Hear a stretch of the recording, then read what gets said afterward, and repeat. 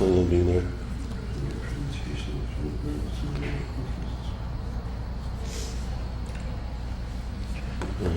Okay. So let's go through our ongoing issues and suggestions for the village board.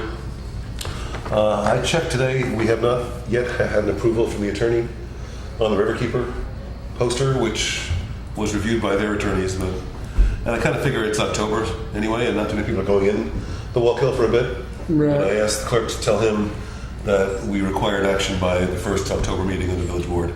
Just, it's been 3 months in his office, so we should be able to get that out of there. There was suggestion of a wastewater infrastructure survey by at our last meeting, taking a look at the substation at Henry Du Bois, and just taking a look at the whole system. It seems that the plant itself is in really good shape, and they have to do discharge. They have to sample what they discharge into the river. Has to meet certain, very strict standards, and it does every day. But that's not to say that there are problems somewhere else in the system. So that's on the to-do list, and that's on my to-do list. So it's there. The other thing is take a look at what's at the top end of Tributary 13, which goes through the Millbrook Preserve, and should be clean because of that. Right. But it's one of the dirtiest tributaries feeding into the Wallkill. Right. So I'm not qualified to do testing of the headwaters, but I can probably take a sample and bring it to someone. So I'll make sure that gets done by the next meeting. Joanna is not going to make it tonight, but her email says that Prism Solar gave a presentation to the joint village and town board meeting last week. They've offered a tour of their factory, which is in Highland. Right now we're going to take, hey Rachel. Right now we're going to take a look at LED street lighting and compare that to solar panel lighting. The LED lights are quite a bit cheaper, and that compels us to take a look at them. So Joanna has done research on the solar street lighting. She sees her next step is to do research on the cost of LED lighting and to speak to communities who have done that, gone to LED lighting, and get their perspective. From Jason, we had received a while back, a couple weeks back, some information on street lighting, and I will make sure that Joanna has that as a basic information. It looks like it was, in March of 2014. So I will make a note to resend that to Joanna so that. And those were the numbers that Jason had sent out a while ago regarding the research that he had done on this topic. Yeah, they came from Central Hudson. Okay. William Cotting, supervisor, new business and commercial account services. And let's see, just the highlights. The village currently has 275 Rate A streetlights, which are owned and maintained by Central Hudson. 8 streetlight poles rented from Central Hudson, and it goes through the various lumen values of the streetlights. The second page, let's see. New costs the village would have by having their own fixtures. All lights would be Rate C, village owned and maintained. Central Hudson would sell us the existing luminaires and mounting brackets based on depreciating values. The billing would change, and we'd stop paying Central Hudson or stop paying it as much. So rather than read this whole memo on the fly, there's good information there for Joanna to work with and a chart of costs. So Rachel, I was saying that I will by next meeting look into the wastewater infrastructure survey and get something in motion there. And I'll also take a jar of water from the headwaters at Tributary 13 and bring it to someone. I'll figure out where to, but yeah, we're not qualified to do the testing, but we can certainly take a jar of water and bring it to someone else for testing. To see that, because Tributary 13 is one of the foulest tributaries feeding into the Wallkill, and it should be clean because it goes through a preserve. What the hell is at the headwaters? What is in that? What is going into that tributary way upstream that's causing it to not be cleaned by passing through a long greenway? It should be cleaner than it is.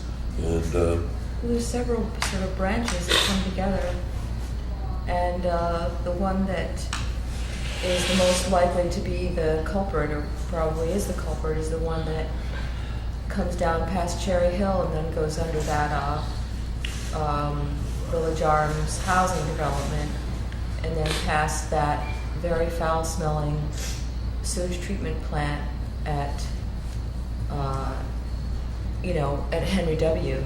Across the street from the housing development. And then it goes through the woods there and past, Moriella Pool and Stewart's, and it goes by the, it goes right by there. So it's definitely people's, it's sewage. Sewage seems to be the most likely culprit for that type of bacteria. So it's most likely somebody's, leaking septics or leaking septic from the housing development, and it's a matter of doing a point source, finding out what the source is. I don't know how to do that kind of testing, but I don't think we're unqualified. We just have to learn what it is to do. I mean, we need to. I think we could easily do this with the help of the college. Well, yeah, I haven't been inside a laboratory since high school. That's what I mean when I'm not qualified to do that part. But we certainly are qualified to get jars of water. Collect samples, sure, of course. And it sounds like it might make more sense than to just look at. Is a commissioner on the phone, or a potential commissioner? Excuse me. This is Don. Hello. Yeah, there's an environmental policy commission meeting tonight. I wasn't sure if you were planning on attending or not. So just. I hope that guy joins. I was at the Okay. All right. Well, priorities. Okay, cool. We'll see you. All right, take care. Bye-bye. So it might make more sense to test it at 4 points. If there's a different result north of Village Arms than south of Village Arms, that would say that that's a place to look at. So, all right. I will probably lean on Riverkeeper and see if they can advise on where to take the stuff once we've got jars. I do know to get good results, you have to bring the jars somewhere within 12 or 24 hours. Right, or you have to refrigerate them or something. Okay, so I'll make sure I'm instructed on how to do it.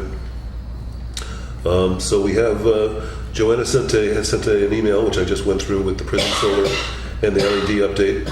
Prism Solar's given their presentation, and she's about to go through the numbers on LED. Plastic bag ban, as I understand. Don, there was one more item on Joanna's email in regards to energy audits. After playing around with the new flyer based on the information, the Ripple flyer, I realized that I was trying to reinvent the wheel. I wanted to get the commission's input before I sent that around to local churches and synagogues to be used in newsletters and bulletin boards. So she has something that we'll see, I guess, at the next meeting. Thank you for that. I missed that. Appreciate it. No problem. I read that the first time through, but not in my summary here. Plastic bag ban seems to be moving forward. As I understand it, it has been submitted. It was submitted to the village board. I understand the village board has scheduled a public hearing. Yeah. And that's the next step. Yeah, my understanding, I think it was the 8th, I believe, was when they said they were going to do it. And I didn't hear if that was confirmed or not. There's a village board meeting on the 8th and then another one on the 22nd of October. So I had thought they said the 8th, but we can double check on that. And they're going to open that up for public comment, and I'll go and hear what's said and see if there's any additional research that needs to be done as a result of community concerns, if should any arise. Excellent, excellent. Well, I was very struck in seeing the movie Bagot, that China, Hong Kong, most of Africa, many locations in Europe have, and the Outer Banks of North Carolina, which is the most, which is not the most environmentally progressive area. Indonesia, Yeah, exactly. So I'm hoping we can be a leader in that regard. But we shall see. Let's see what people have to say. There's not much new on municipal solid waste pickup. where things stood, and here's your business cards. Where things stood, there was a meeting, a meeting with the recycling coordinator, the head of the DPW, the mayor. I was there. That was before our last meeting, and I understand they're crunching the numbers because the numbers didn't look so good after that discussion that they had going in. So I think that one's on the mayor's desk, and we'll wait to see what happens there. As we just spoke about, Joanna's got a flyer and a survey she wants us to review for home energy audits. And let me talk a little bit about the Millbrook Preserve presentation. It was very much a presentation. It wasn't a question and answer session. And I think there was a lot of relief in the room. There were a lot of people who had put a lot of time into it over the years. Several of them spoke at the session. And I guess the bottom line is the point for comment and questions and concerns and back and forth that will come later. Sorry. So that will be at a future joint meeting. I don't know exactly the date, but we'll all be aware of that and know when it happens. That's good. Natural gas at Village Hall has been approved. It is happening. I've been watching the gas lines make their way toward this part of the village, and we'll just keep on top of that. And How are we going to keep on top of it? just anecdotally, just watching it get closer. When it gets a block or two away, we'll know, and that's when we'll have to kind of just keep an eye on it every day. I think it's not too late. He could rescind. I think that it's worthwhile to try to pressure him to revisit it. It just, the more I think about it, especially after going on the march, the more just unconscionable it seems, like the whole decision in and of itself. It seems to so antithetical to anything that that he stood for as a politician and as a Green Party person and everything else. Well, and I guess to frame the issue, the village government did vote by a 3-2 vote to lay natural gas lines to provide heat and energy to Village Hall. Don, did you say the vote was 3-2? Yeah. Okay. Who were the two dissenters? Well, the he that Rachel was talking about was the mayor. The two dissenters were Ariana Basco and Rebecca Rotzler. And the 3 yay votes were Mayor West, Okay. Trustee Rhodes, and Trustee Rocco. Okay. Do we have a timeline for, you said it was approved, do we have a timeline for install? Do we have a timeline for when any transaction in terms of payments would go through? If we were to, within the limits of what we could do, make another strong suggestion against it, do we have a sense of what the timeline is? Install, payments, those kind of things? I personally don't. I'm wondering if we could. Yeah, and I think, have you asked the mayor, or did someone ask the mayor what the schedule is? I don't know that we We've have. asked him, but he hasn't given an answer. I mean, it's up to Central Hudson, basically. Well, it's possible the mayor will be here this evening, and perhaps we can berate him on the subject, or at least question him. He's not going to care. It'll have to be, it'll have to be done in a public hearing in order to make an impact. All right, well, I do know that one of the individuals who has shown interest in being appointed to this Where commission is he? is on his way, and the natural gas was his. We all have our issue of interest, and natural gas to Village Hall, and opposition to it was Dennis's stated personal issue. Excellent. Wonderful. We'll await his arrival, but I think what needs to happen clearly is we need to get a schedule on when this is going to happen, and understand how much time we would have to try to turn the decision around again, although that's been tried before. Until it happens, it hasn't happened. Right. I think that the march is an interesting point, that perhaps it shed new light or in some way move the needle in one way or the other. We don't know until we ask, but that is a good point that we just had the march, and some of those people were in attendance at the march, so for Okay. what it's worth, we could. That sounds good. I feel very strongly about it. I feel I do like, too. you know, if you can't change something right in your own yard, I mean, this is our village tax dollars that are going to support something. There's no first of all, there's no way around getting natural gas and not supporting fracking. There's no way around it. 30% of the gas comes from fracking. There just simply is no way around it. You're supporting it, you're increasing the demand for it by getting natural gas. And maybe it's, burns a little cleaner than oil, but there's too much else wrong with it, and it's just the wrong direction to put infrastructure money. If the village starts to heat with natural gas, they're not going to switch to anything else.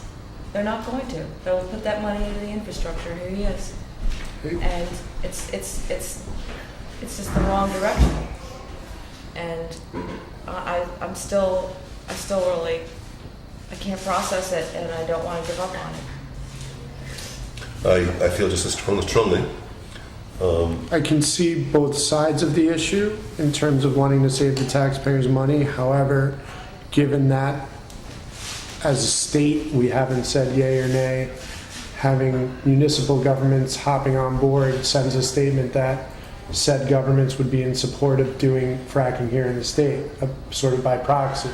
You can't say we're going to get natural gas, but we want to take it from Pennsylvania or we want to take it from Ohio. If we support using natural gas in a building in New York, aren't we then by proxy saying we support fracking natural gas in New York? So I think that's... We're doing it. It's not a matter of just saying we support fracking. We're supporting it with our money. Right.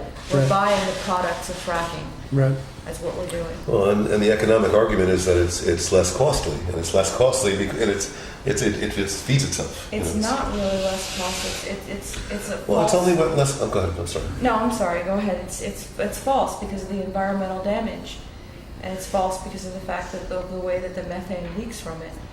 It's false because of the way it's transported. It's false because of the dangerous way that it's transported too, and the high likelihood of so many trains right now have already caught on fire. They're putting on trains. It's also false because of the incredible irresponsibility of the companies that produce and provide the products of hydrofracking. There've been so many accidents. It doesn't fly. There's no way that you can look at it and say that it's an environmental move.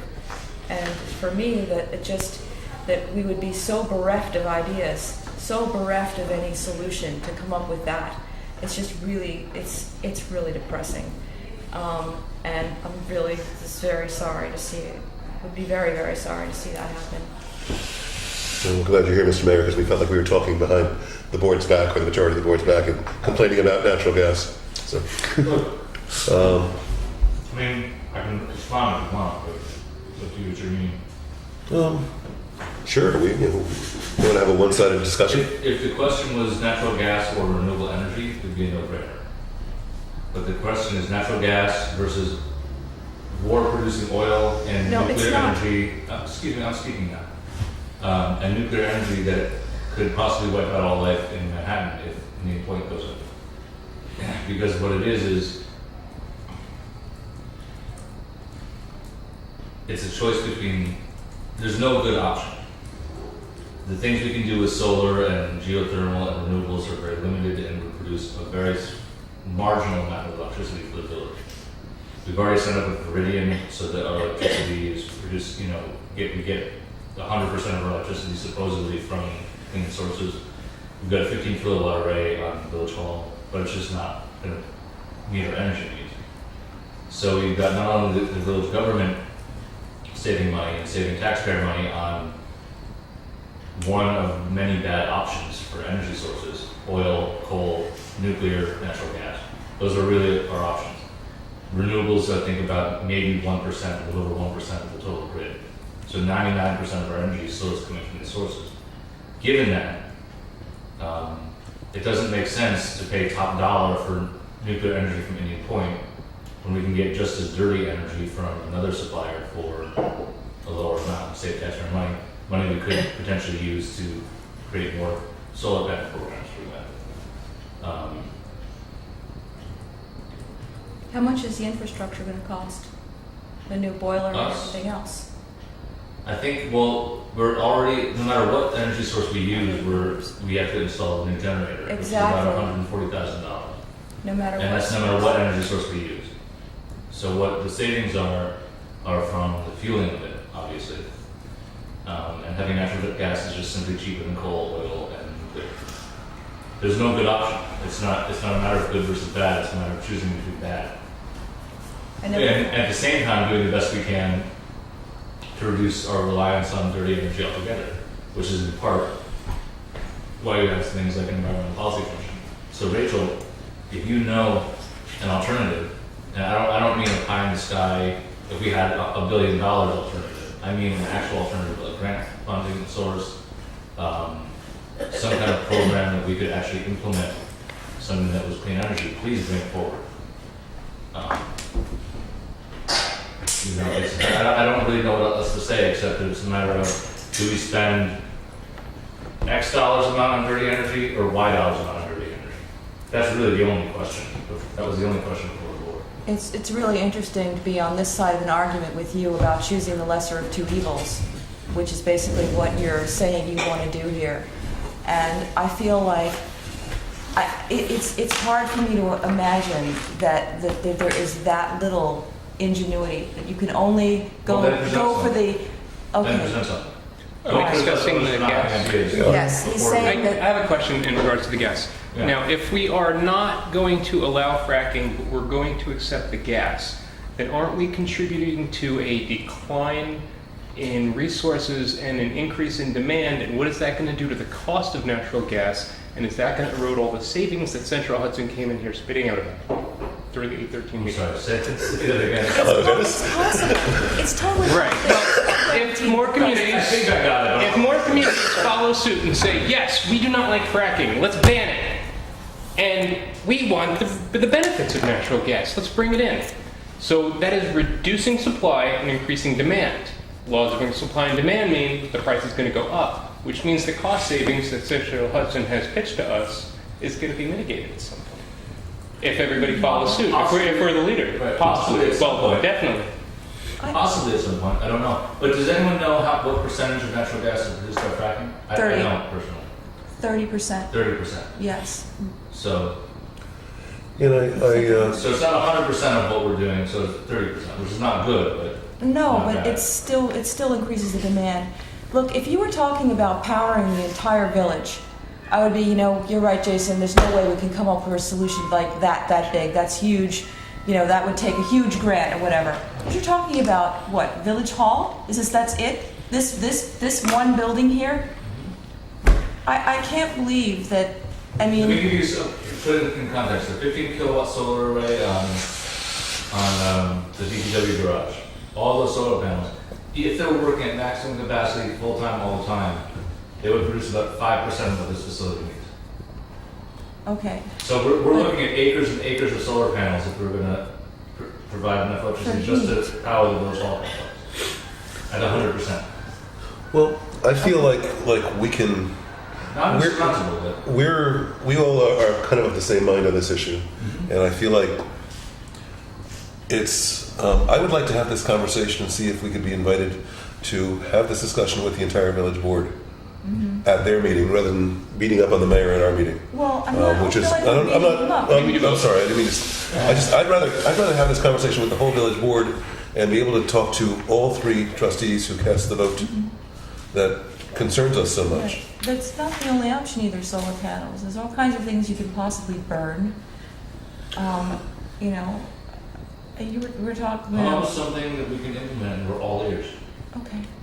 And so I'll contact the clerk and ask her to put us addressing this issue in front of the board on an agenda. Just so you know, this has already begun and is in process. Do you have a time frame of how that's going to the be problem. how the infrastructure is going to be installed, when you'll make payment on that? Do you Not off the know? top of my head. Is there any public discussion on this, or just that shady 5 minutes Oh. you guys spent at the very end of the meeting? Oh, no. On the meeting Sorry, that wasn't sorry. aired There on was a TV? lot of public objection. People came and were pretty Right, passionate. well, because I came to the 813 Village Board meeting, everybody left. At the very end of the meeting, I think I was the only other person here that wasn't from Central Hudson or the Village Board.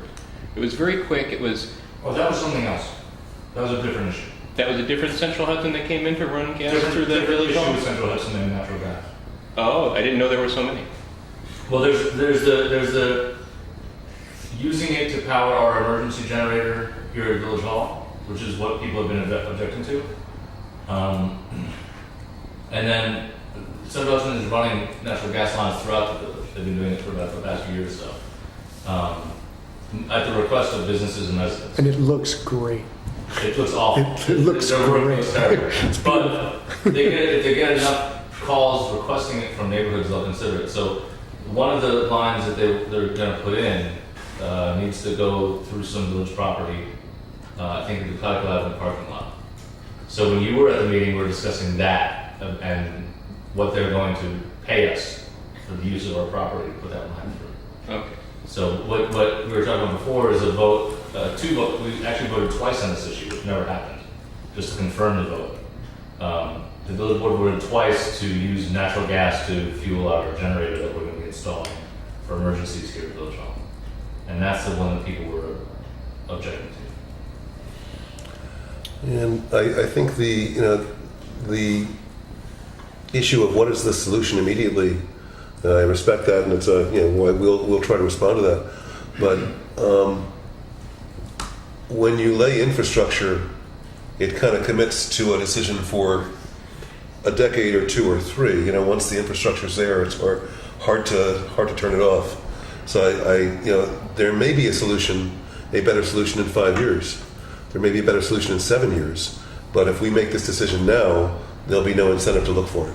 I think that's part of the concern as well. But let's do our research, make our arguments, and plan on. Because I feel like as much discussion as we have right here and now, we can't get anything done on this issue right here. We have to be at one of their meetings. So. And I don't know, again, my question about there being a schedule or a time frame, because I don't have all of the information that I would like in terms of, in other words, I don't want to go to a meeting tomorrow and talk about the issue if we haven't discussed it that thoroughly. I think we discussed as a group making a statement against the idea, which we've done. But if we want to have further discussion on it, I think we should, have some questions that we answer among ourselves. So as Jason suggested, if there are other recommendations we could make, we would have the information and ability to do that. Well, And I'm sure it exists, I just don't know it. Like I'll give you an example. What's been done along the way of making the building more energy efficient? I'm sure there has been things done. I don't want to waste your time now, but let's find out those answers, and can anything additionally be done? And would that mitigate some of the costs or create cost savings over a period of time, et cetera, et cetera? Knowing Jason, he's probably got a chart on it. So if you want to send me the spreadsheet or whatever, but it's those kinds of things to where, we can go and blow our horns, but if there's, I would just like to be a little more educated on the topic and perhaps talk about alternatives or. I know you don't that's have just a me. specific timetable. Do you have a sense of the line's going to be run in the next 2 weeks, or? There is a timetable, I just don't know it off the top of my Okay, head. I'll call tomorrow. I know that we've gotten a draft proposal from Central Hudson for the Calico thing. And I believe we're waiting, because we have to go out to bond to borrow to install the generator anyway. It's $140,000 to build and install the generator. So whenever that borrowing is in place, we will move forward. So I would imagine a month or two at least for both projects. Okay. Just one other. I guess, I don't know. One other question, when you think about your budget,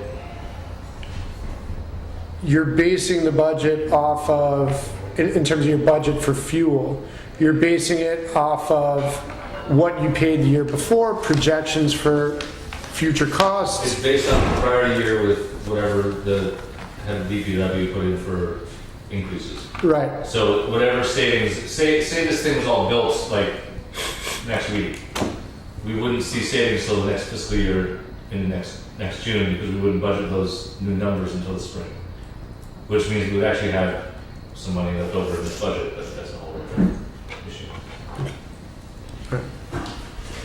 Thank you. Okay. One of the things we're supposed to be doing is keeping on top of planning board issues. And I'm wondering, should we be... have you been able to go to any of these meetings? No, Yeah. I haven't done. Life happens. What? No, I haven't.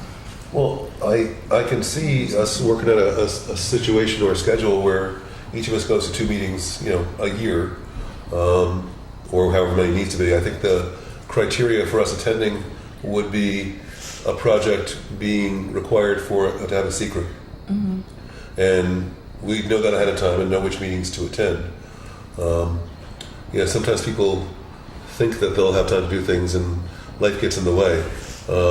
So rather than trying to lay this on the shoulders of one commissioner, Well, if possible, if we could continue to have the agenda sent, and I think that's been a pretty good litmus of it's been parking lots and additions and nothing that I would want to go crazy about. But if we continue to have the agenda set, if something is apparent, we can then communicate amongst ourselves. And all right. So I'll take responsibility to look at those planning board agendas when they come through and see if there's something that we should be sending someone to. But if I miss something, if someone sees something that they're interested in, please, that's one of our we've all charters. been getting them, so they're easy to review, I think. There hasn't been anything. No. I didn't notice anything. It's been parking lots and that kind of stuff, which I'm sure has environmental impact, but I've been meaning to check them out. I can go to the next one. Nobody else plans on it. That's great. Okay. Well, and to go to a meeting is great if, with regard to this commission, we're mainly concerned with items that are required to do a secret review. So those are specifically the ones we want to make sure we get to. next village planning board is the 7th. And then the one after that is the 21st. FYI. Okay.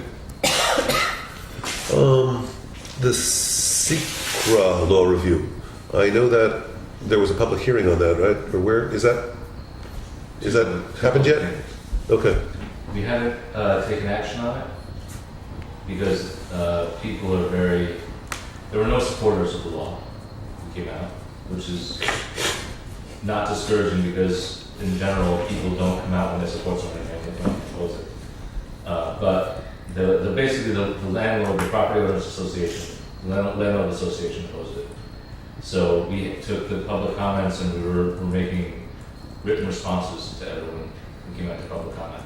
So I finished that first draft yesterday, so we're hopefully discussing that either at the next meeting or the following. Okay, and I know the general sense of it, I think not the specific sense of this commission, we were in favor of that happening and we said so at a meeting. So if you want to come out to public comment and support it, I think John was there at the public hearing for that. It was the same night as the rental law. Yeah. I guess I blew out all the wind on the renters law that I had in me. Or even if you just want to email your support to the village trustees, would be very helpful. all right, we'll do that. Yeah. So we haven't discussed it since the public hearing, so I can't give you a sense of the board. Okay. But, I'm hoping to have it put to bed this fall. Okay. Now, we've also been requested if there's anyone on this commission who can represent the village on the Climate Smart Committee. The date was the 29th, correct? Yeah, I couldn't do this September one myself. That's the county-wide committee, right? Yes. Yeah. And they wanted a municipal representative from New Paltz. I'm just At your looking at request, could somebody from this committee do it? Okay. I'm just looking for the particulars. I have a. Let me just look. It's at SUNY Ulster, which is in High Falls. Is that where the meeting is? Yeah. All right. I have a work-related and it's at 5:30. I have a bit of a work-related conflict, but I may be able to attend for a time. I don't know, do we know, would it be possible to request an agenda, see, or does anyone know what the time commitment on that would be? Beyond that they meet once a month? Beyond No. I had responded, the original request that we emailed around. I didn't think anyone could make this meeting for September. But the bigger question is, does someone from this commission want to take on another monthly meeting? And I can find somebody else if there's no one here who wants to be active on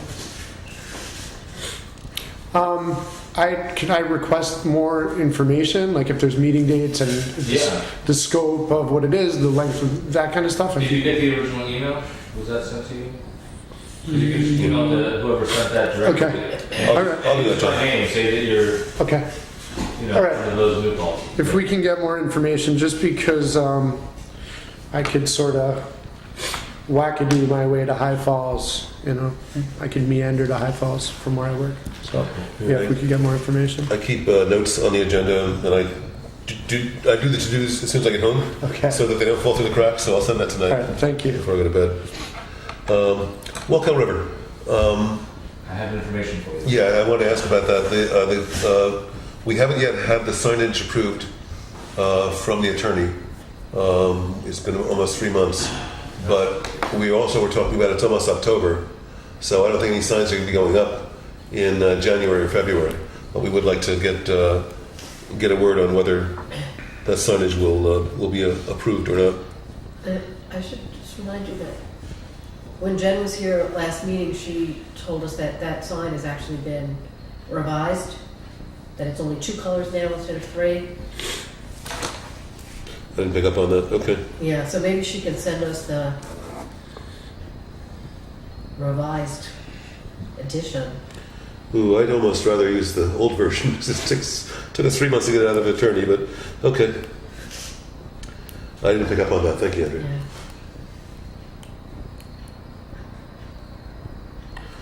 Okay, and Jason, there was apparently a meeting of some sort Yes. to discuss the Walkill River? You were actually supposed to be invited to that. I hope you were. The one that's this Friday? No, this is a meeting, it was an exploratory meeting I had with half a dozen people who were the experts in the water program now. Laura Heedy from the DEC Estuary Program and formerly Pennsylvania's biodiversity trainer. Scott Cuppett, who's a streams and wetlands expert with DEC. Martha Chio, who's a grant writer and scientist expert on the Walkill River. Dan Shapley from Riverkeeper. Emily Vale from DEC. Brenda, the planning director, was there. And I believe that's it. So it was basically an open, and I thought I had invited Don to represent the EPC at it, but and I invited Dan Torres, who couldn't make it. The gist of it was I wanted to see what they thought we needed to do about what the problem was and how we could fix it. So we had a long conversation. I have a couple of kind of facts that I learned, which I can share with you. But the gist is, as a first step, what we thought might work is to have kind of a summit, a one-day conference, kind of the state of the Walkill River. And I'm in second-hand contact with the mayors of Montgomery and Goshen, so I may contact them and see if maybe the 3 mayors, kind of the length of the river, to convene something under DC. It's very vague right now, but it might be good to get a public forum, maybe sponsored by Mohawk Consultations or DEC, something. To get everyone talking, to get everyone who's involved, regulatory, the sportsmen, the hunters and fishermen's associations, any swimming association, community groups, local governments, county planning departments, and get everyone in the same room and see what happens, basically. They all said they're interested in continuing helping out with this. So this is kind of I'm now in over my head. So if there's anyone who would like to help figure this out, but I'd appreciate the help. But just a couple of things that came I learned at the meeting. One strategy might be to get the state has a list of impaired waterways, which makes it more eligible for grant funding and federal aid. The Walkill is not on that list, but it meets the criteria according to what these people said. So getting the Walkill listed on the impaired waterways list would be a good, would be a useful effort. In terms of swimming, bacteria is the biggest problem, and of course there's lots of sources for that. Some sewer plants, but even more powerfully the tributaries of the Walkill, where people's uninspected septic systems are leaching out into the streams that feed into the Walkill. Because what Riverkeeper's data has shown is that the bacteria level is higher where there's estuaries of the Walkill than it is in the general river. There is DDT in the Walkill, but it's in the sediment and not biologically active, so it's not recirculating through the food chain. Though, of course, that's going to be a problem to fix. And there's all sorts of plans and studies already published that we talked about, which I don't have to go over again. But then really that was it. It was a kind of a general, what's the problem, what can we actually do about it? And this kind of one-day conference seemed to be the best idea that people came up with. Because there's not a nonprofit, there's not an organization that's in the Walkill, and rather than jump into forming one, it might be good to get kind of community buy-in on the topic before we jump into the deep end, so to speak. Thank you. That's interesting because we haven't been talking about this, and I was actually traded emails with Dan from Riverkeeper. Yes, pretty much along the same lines. Yeah. I have been shopping and I'm about to acquire some project management software, so I will certainly help out and try to coordinate things. And we were talking about having a summit meeting on one day, so yeah. He was at the meeting, yes. Okay. All right, so we'll work together on that, and I'll keep the committee posted. But it sounds like there needs some discussion, some efforts on the Walkill. Because you put up signs, the next logical step is, all right, so what are you doing about it? And we better have an answer, you know? Oh, by the way, did you get business cards? Yes, we did. Yours are in the car, Joe. Oh, okay. Good. So let's go back to the first agenda item, which is membership update. There's a guy sitting here who wasn't here last month, or he was out there last month. Have you been officially appointed? Yes. Congratulations, sympathies. Dennis Young, all right, Commissioner number 5. Does that mean I get to move to that side of the table? If you want to, yeah. We'll get you I just want to apologize. Your agenda says 7 o'clock, but the village calendar says 7:30, so I asked to was have that arriving for fixed. 7:30. I'm a little contagious. So. That's all right. Okay, but I need your email. I have everything already anyway. He's got kids. Do you know if Village Gardens is on municipal sewer or if they have a septic system right there? Is that Colonial Arms? That used to be Colonial Arms, yes. I believe that they're on, they would have, at that density, I'd imagine it would have to be. They have to be on Otherwise, municipal. there'd be a huge amount of acreage right near the place for the septic field. They'd have to have their own water plant out. Yeah. There is that substation right there, and That's the pump station. that pump station, it stinks. We'd be getting I mean, in complaints, terms of being like fixed. looking for where the pollution is coming from, you can smell it. Yeah. And that's right where that's upstream from where they tested it and found it testing positive 100% for the enterococcus. So, I mean, how do you identify? Well, okay, so here's where it's coming from, or we have a general idea of where people's septic systems may be leaking. Then, what would the next step be after that? I mean, how do you get someone to... According to the Department of Health, you're supposed to have your well and your septic system inspected once a year. But it's a recommendation and not an actual requirement. Right, So unless we wrote a local law requiring inspection of septics, which would not be very useful in the village because we have very few who aren't on municipal sewer. No, I don't think a law, but couldn't we just get a list and inspect them? As far as I know, it's fairly expensive to have it inspected. I don't know. I've never had Expensive to have a septic inspected? Doesn't that have to happen every time you sell a house? Don't they inspect your septic every I time don't you... know. Yeah, I believe it does. Yeah, it should be part of the... Yeah, so it would be houses that you probably find out somehow which houses had changed hands. I mean, I think they actually are required to repair the septic if it's leaking or something's wrong with it when the house changes hands. I think that might be only if someone's getting a mortgage. If they're paying in cash, they may not be required to check out the septic. That's a pretty small percentage of Right. Yeah. people who don't have mortgages, though. Because, I mean, I think generally that the septics, when there's a development, the houses are, several houses are built at once. One company, might put in 5 or 6 septics, so those would all be a certain age, and I would imagine that that has something to do with their beginning to leak or beginning to break down. So I feel like, it wouldn't take rocket science, it wouldn't take an amazing amount of detective work to actually figure out where the pollution was coming from. And I feel like that should be the first thing we do, is to find out, well, we're fairly sure it's sewage related,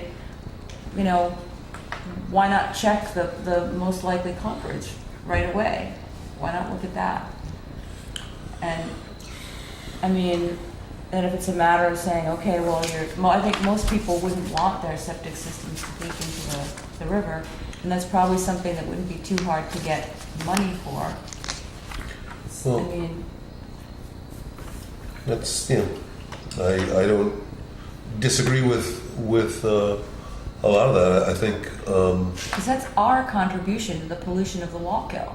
That's the village of New Paltz polluting the Wallkill. but I think before, I'm arguing a counterpoint here, I don't necessarily embrace fully, but to have the government come into your property and demand that you start testing things Well, you don't on your have to property. demand it. I think most people would want to know, don't you think? Not if it might cost them $1,000 to fix it. So I think I think if we start at the tributary and say there's a lot more problem in this area of the tributary, and let's take a look at that surrounding area, at least you have some data, some basis to say, here's why we're knocking on your door, look at this, and So I think I'm on the same page with you as to what the remediation is, but I think you do a little bit of work up front before. So if someone says go away, you say, well, I really shouldn't go away because look what's going on here. If you have some pushback, but we're on the same page as to what the ultimate goal is. All right, so I'm definitely on board with helping with the Wallkill and trying to tie together these different groups and doing something One along other thing came up at the meeting that they need more sampling data. The rookie was doing it once a month, but that's apparently not really enough to get a really good picture. So maybe we could think at some point about organizing some citizen sampling like you did with the Tributary 13 measure. Mm-hmm. And Haruki would give us some spots, and it might be a good way to recruit people to the ENC's EPC. For the researchers thing, just if all you're doing as a member is going out and sampling once a week or once every other week. I don't know. I'm just tossing ideas. And I think there's a real opportunity here. I think the testing gets expensive, but we do have a university with a biology department. If we can do something in concert with SUNY, because that's where the difficulty and the money is in doing the testing. If only we had state-of-the-art facilities somewhere locally. So Right. Well, I will. Maybe getting a class to take it on as a semester project. Every semester, the ecology class or something. Well, I'll call the chair of the biology department. It's now going into the cold months, but this would be a great thing to tee up for the spring semester. Right. And there's time now to do it. So, send the phone call. Okay. We got to write that down so it'll happen. Hold on. That phone list is getting longer there, huh? Yeah. It's good to be king. Michael Zeeler has a good contact there, so I'll send Maybe you I'll- her. Okay, excellent. Okay. So is there anything that, in particular, that we want to bring to the village board tomorrow? We're not meeting tomorrow. I suggest we don't bring anything to the village board. Oh, Rosh Hashanah. Rosh Hashanah. Okay. Oh, Yes. Okay. Never mind. But we are, as a commission, we are supposed to report out to the village board twice this year, and it'd be December and then June. on what our specific recommendations are. So I think we have the plastic bag ban, we have the lighting, we have the wall kill project, we're going to be talking about natural gas. So let's be thinking about what our list is. You know, this is what we have done. This is what we're going to be pushing over the next year. Because at December village board meeting, we were supposed to summarize our 2014 work. So just be thinking about that. Okay, we need to reach out to researchers, and that's on each one of us. Just in terms of what we could offer to a potential candidate as a researcher, it's a position, quote unquote, created by a law, right? And therefore it's sort of an official position. So just thinking of, if people work in a certain field, are we able to write, say, a letter of recommendation as a result of someone's service as a researcher? Yes, I get one from the village. You can get one from the village? Yeah, you get one from my office. From your office, Yeah. okay. And then, say, if a kid in an AP science class, say at the high school where I work, would I be able to offer that as whatever community service? community service hours? Sure. So if I gave a kid something to work on for a few hours, would I be able to say, you can count this towards your community service? I'm just trying to think of ways. That usually has to be a Pig government. class. No, They have to do something government related. Right. This is government. This is Right. No, so I mean. So that's, yeah, and I'm just thinking in terms of ways that we could entice or things that we could offer to make it a little more palatable for someone to give up their time. Not that, given the sometimes political nature of these conversations, I hesitate to get any of the students in my high school involved, but for something benign like, can you find these measurements or can you find this website or this data? Anyway, just some thoughts. My suggestion, well, I've actually done that before, and what happens is, every year, there's a few students who put off till the very last minute, Right. and then all of a sudden, they've got to get 30 hours in a week, or, seriously. Yeah. So there's always a couple of those, and they're desperate, and some of them are really smart, they're just procrastinators. Okay, yeah. So okay, good. So then that's just some of the things I've been thinking about in terms of trying to get researchers on board. Well, and you just lit a light bulb. New Paltz High School has something called PIG class. Yes, they do. Participation in government. Oh, yeah. Would they rather come here than to the Board of Education? Oops, I'm sorry. But no, I'll reach out to the advisor and let them know we're around and we'd like their help. So that's not a phone call, but it's a good one. All right, if Joanna or Dan were here as an observer, we would ask for a social media update, but as they are not here, we're not going to ask for that. Did everyone get a chance to take a look at the minutes? Thank you, Andrea, for getting them circulated. I don't know that I did. You can put it off. Oh, I see it.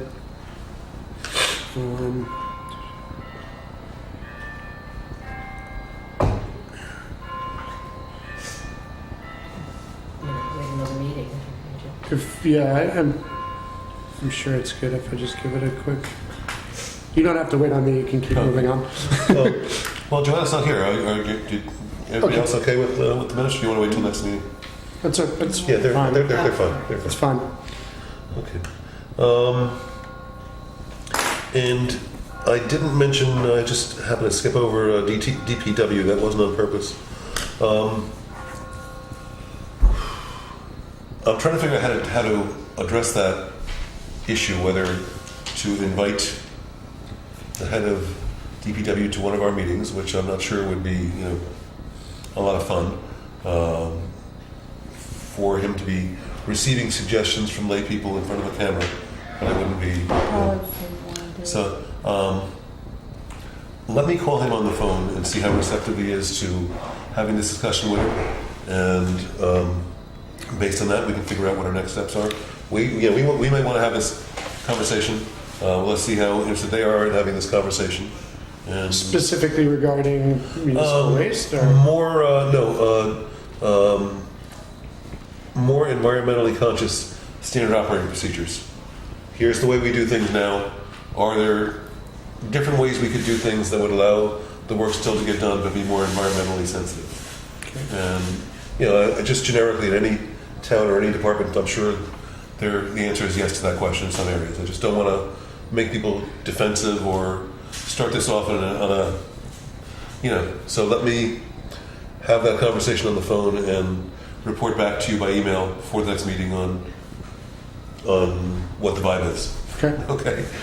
And we can figure out next steps from there. Jason, do you know, does the DPW have written out SOPs or PMPs? So, Some? for example, you know, we have a pesticide policy that they have to run, but for the most part, I don't think so. Yeah, it just doesn't strike me as that kind of universe that there's a lot of written procedures. Maybe there could be a couple of It's a small department run by people who've been there for 2 decades. Yeah, So it's all, the institutional knowledge is walking around on 2 legs. Right. Right. Yeah. And that's the benefit of writing it down because. Right, yeah. Well, we're in the midst of a policy book for the village-wide right now. Right. So I'm sure there'll be a DPW chapter. Sally and Nancy are working on that. okay. Well, I'll check with Sally also then and see if that might be a way to address the issue through the village policy book.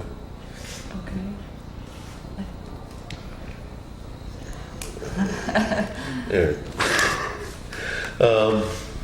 Okay, anything else that we missed? Okay. If I had a gavel, I'd bang it. We are adjourned. Great. And John, I'll get the business cards out of my... Oh, yeah. That's awesome. So we meet at 7. Yeah. Okay.